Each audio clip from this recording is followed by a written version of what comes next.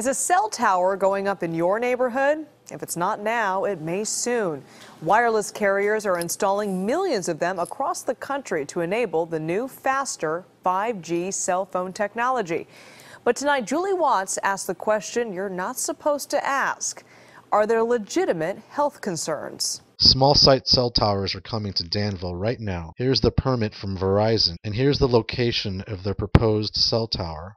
Notice the outlined residence. The guidelines state any cell tower within 250 feet of a residence should be discouraged.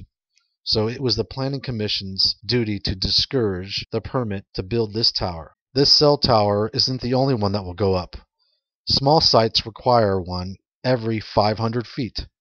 So that means every carrier will need one every 500 feet. These are the neighborhoods surrounding Camino Tassajara in Danville. This is the first proposed site, and these are sites placed every 500 feet, just for Verizon. This is another carrier that would have to place their own every 500 feet, and this is another one that would have to place their own every 500 feet. Negative health effects aside, having these towers next to homes will significantly decrease their value. The National Buildings Act gives the owner of a property the right to not have their property devalued by the active emissions of others. Still, both of these laws were totally disregarded and ignored by the Danville Town Council and Planning Commission. I know how harmful these things are, 1.9 gigahertz or 2.1 gigahertz. That's like putting a microwave right next to your pillow when you sleep at night. So that's my statement. Thank you. All right, thank you.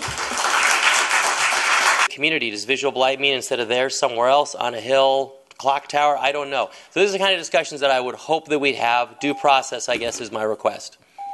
All right. All right. Thank you very much. Thank you. What a virus does, you let one virus infect you, and then they multiply, and that's what these small cell towers are going to do. Top 4 private cell companies, the other 3 are going to come in and then just install more and more of these every 500 feet because they can't install on top of Verizon's, right? They can't install on top of another carrier's small cell tower. So this is going to be everywhere. Thank you. Unless you want these in your backyards, I hope to God and for the sake of our citizens that you do not do this to us. It will be a horrible thing that you leave as your mark. Thank you. I take care of 2 grandchildren, and I don't want them exposed to radiation at such an early age and may have a difficult life after they get exposed. Thank you for listening. Thank you. My children grew up here. Now my grandchildren are here and go to all the local schools, and I'm really worried for them as well. All right. Thank you. Thank you. I urge you guys to put a pause on this and let's do some more due diligence. Thank you. Thank you. I have no, if anybody's open to holding it off, I would not be objected to that. You know, I'm not going to oppose it. Yeah, please, it's about, I live in this town and I drive by that area. I live on the east side. Yes. I know exactly how close it is to the house. Good. Yes. Okay. I'm done. Okay, people, please, let's be respectful. We've had our chances to speak, so yeah. I drive by that location. I live on the east side. I drive by that location every day. I just wanted to say one thing just for the record. As of October 19th, last Friday, I am no longer employed by AT&T.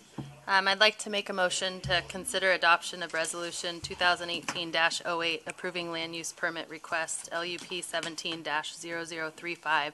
Second. Any further discussion? All in favor say aye. Aye. All right. All right. The meeting is closed. I know scientifically that putting up these cell phone towers is safe. But the International Association of Firefighters disagrees.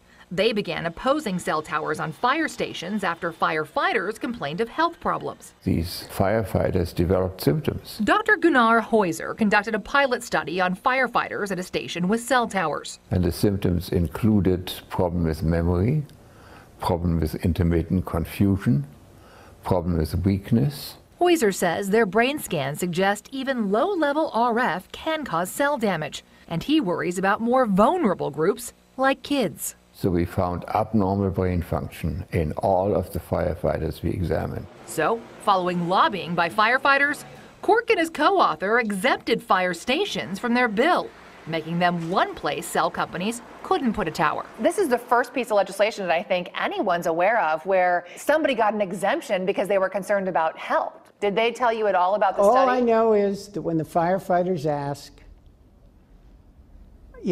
I do what they ask me to do. Because they're strong lobbyists? Yes. So if, say, school teachers and parents had a strong lobby and they asked you to pass something that would prevent these from going up in your schools, would you do that? If I couldn't get the votes any other way.